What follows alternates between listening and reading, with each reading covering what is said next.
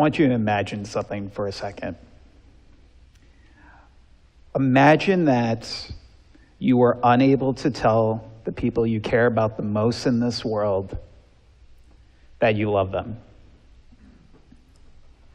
Imagine a situation where you wouldn't even be able to tell your loved ones about your basic needs. Imagine not being able to tell your dad that you were hungry, or your mom that you were thirsty. For all intents and purposes, you were just there, with no way of communicating with those around you. This used to be my reality. Most people that know me have no idea that I actually didn't speak until I was 2.5 years old. I grew up just like any other kid into a loving family and having a warm place to live. But when my parents realized that I didn't have any words, and for a while I didn't have any sounds, they began to worry about what my future would be. Thankfully, though, my parents became my biggest advocates. While people were telling my parents that, oh, he's a late bloomer, he'll grow out of it, they never took that advice. And because they never took that advice, for the next 18 months, they focused on what they could do to help me. Born and raised in New Jersey, they took me to see some of the best physicians, the best therapists, and the best people in our tri-state area. Until, when I was 4, I was finally diagnosed with pervasive developmental disorder, not otherwise specified, a form of autism. My parents finally sighed a breath of relief. They finally knew what my diagnosis was and could help prepare for my future. One of the hardest things I think I hear in my profession today as an autism advocate is when I talk to a parent who says that their child was just diagnosed with autism. Not because that kid can't do amazing things in this world, but because of the uncertainty that autism can bring. My parents decided to get me focused on rigorous occupational, physical, and speech therapy, which I did for almost 15 years after I was diagnosed. Trust me, it wasn't easy.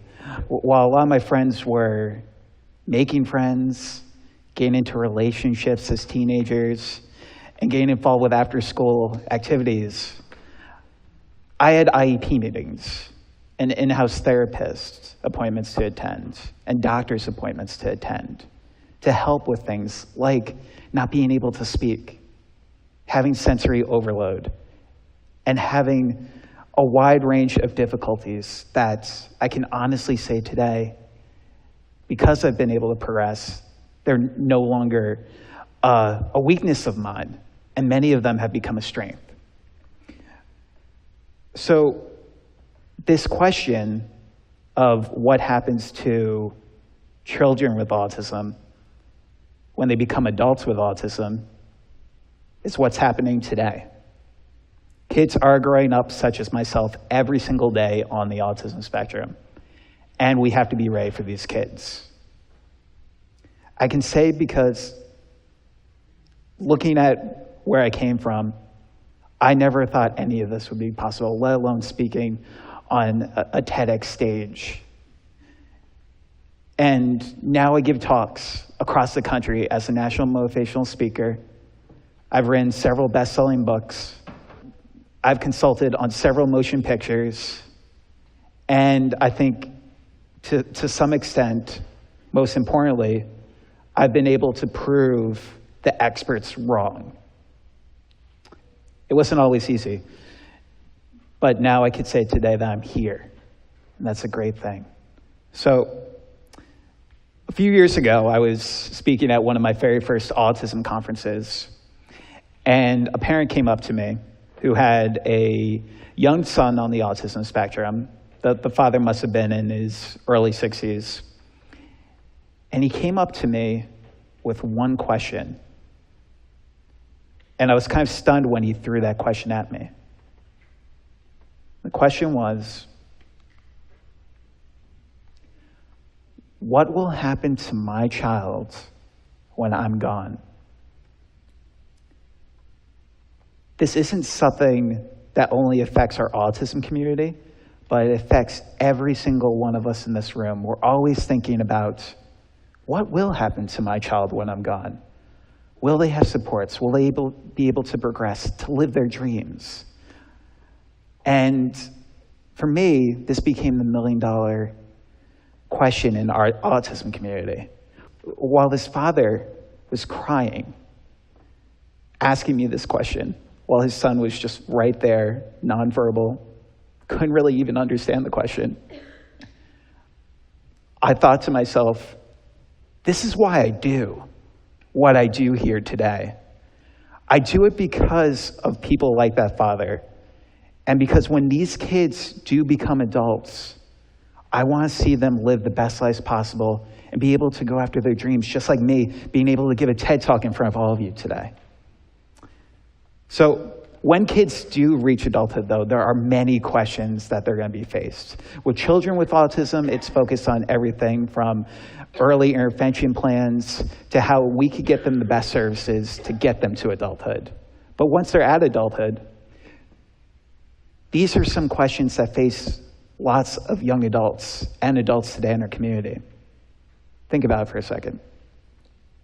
Will my child be able to find a job? Will my child be able to go to college? Will my child be able to find supports after they age out of school? Will my child be able to live in a group home or independently? Will my child be supported financially? Will my child be able to find love one day? And finally, will my family take care of my child when I'm gone? I've tried to answer some of these questions today as an autism advocate. In 2011, I started a scholarship program that gives out scholarships to young adults with autism who want to pursue a post-secondary education. Even though we're just starting off, we've been able to give out several scholarships to bright, young-minded individuals who are going out there every single day and are pursuing their dreams. And our hope long-term is to give out hundreds of scholarships to these bright individuals who are making a difference in their autism community. Regardless of where you are on the autism spectrum, one thing we say a lot is if you've met one person with autism, you've met just that, one person with autism. And every single person's story is going to be vastly different compared to the next person you're going to meet. I wanted to share with you a few stories today, though, of individuals who are currently facing this question of the transition to adulthood. I know of a family, a father actually, who has a young son who just reached adulthood on the autism spectrum, and unfortunately just had to place him in a group home. It was probably one of the most heartbreaking transitions this father, let alone his family, ever had to go through. But he decided while all this was going on to become an autism advocate for his son, focused on that transition. He started getting his son horseback riding therapy because he knows his son loves horses. And then he got him his first full-time job. It's not a big job, but he got him a job as a janitorial assistant, working 40 hours a week. And finally, he started working with his local government to find out what housing requirements he could get for his son as he grows up, so that one day he may be able to live independently and have a family. The second story is of a mom I know down south who has an 8-year-old son on the autism spectrum who has aggressive tendencies.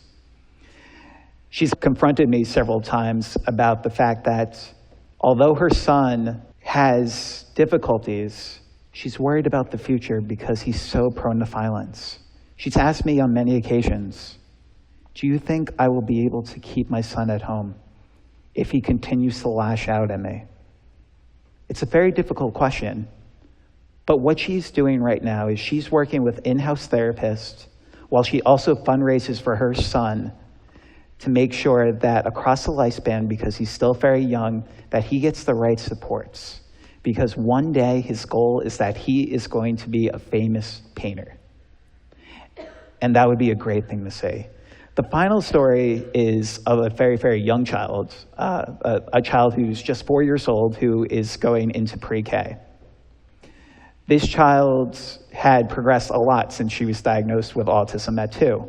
But in just the past few months, she had regressed and stopped speaking. I think it's one of the most difficult transitions to have your child say their first words at a very old age, like this girl did, and then to not be able to say anything, let alone make any sounds. But her mom is optimistic. Her mom is optimistic because now she's looking at the future for her child. What started off as a college fund for her daughter has now become a trust fund for her entire life. As she looks at the cost of autism across the lifespan, she is now currently looking to find full-time employment, as being a stay-at-home mom is no longer an option. No matter where you are in the autism spectrum, regardless if it's a child or adult, this is why it hits so many of us. And as an autism advocate, there are many things we can do to focus on that transition to adulthood. First, we need to ask questions. And these are only for families who have a child, but also just all of us together to help our kids progress. The first thing you need to do is ask questions when you're uncertain about different weaknesses that your child is going through in their life. Being educated and having the research there to help provide you with the proper resources is crucial. My parents had to create the wheel because when I was growing up, autism was still very unknown. But today we do have the resources. So stay self-motivated and know that we are finding answers for autism every single day. Second, self-reflect. After your child goes to bed every single night, write down what they do well and what they had weaknesses and challenges with for that day. As they grow up, read over that journal and reflect on what they have done best and what they can work on, not only with your family, but that child's village, that child's school, those child's therapist. Finally, advocate. We need to teach these kids as they grow into adults with autism how to advocate for themselves. But that doesn't mean that we only stop with them. We need to advocate for our kids' rights every single day because we are their village and they are part of our community. In closing, I have a 12-year-old mentee whose birthday was actually today. I have a 12-year-old mentee right now who aspires to be a New York Jets cheerleader when she grows up. And I think about her successes, but then I also think about her challenges. And I think to myself, she shows a lot of the same characteristics that I did when I was growing up. And I want to be there for her. I want to be there for her because when she grows up, she's going to be the absolute best cheerleader, not only in the NFL, but in the world. And I'm going to be able to go to a stadium, and I'm going to be able to say that not only is she the best in her profession, but she's a role model and an inspiration for what she's been able to overcome. That's my goal for her.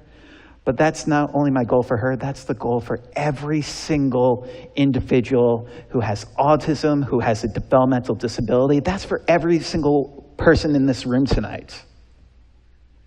We can make a difference for our kids. And that's because we are learning not only about autism, but so many different things every single day. And today, I can say that I've fulfilled many of the dreams that I've sought after in my life. When my dad retired, I had just turned 26 years old.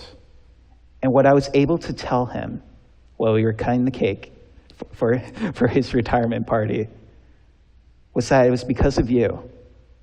It was because of you and that village, my mom and dad, my loved ones, my community, that I was able to overcome the obstacles and become an adult who today is currently pursuing his dreams. Regardless of who is in your village, whether it be a family member or parents or a coworker or a friend, always be ready to know that you are never, never alone in your village. Always find those supports, because my supports and my village and my community, I think, are the reason why I'm here today. And as our kids grow up, I want to see them be able to achieve their dreams. Dreams such as being able to find a job,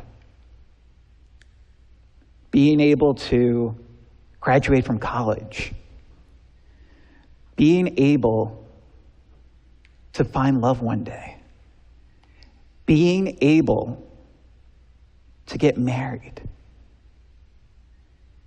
and finally, and I think most importantly, regardless of anything I've said tonight, finding happiness in whatever they decide to do in their life. Thank you.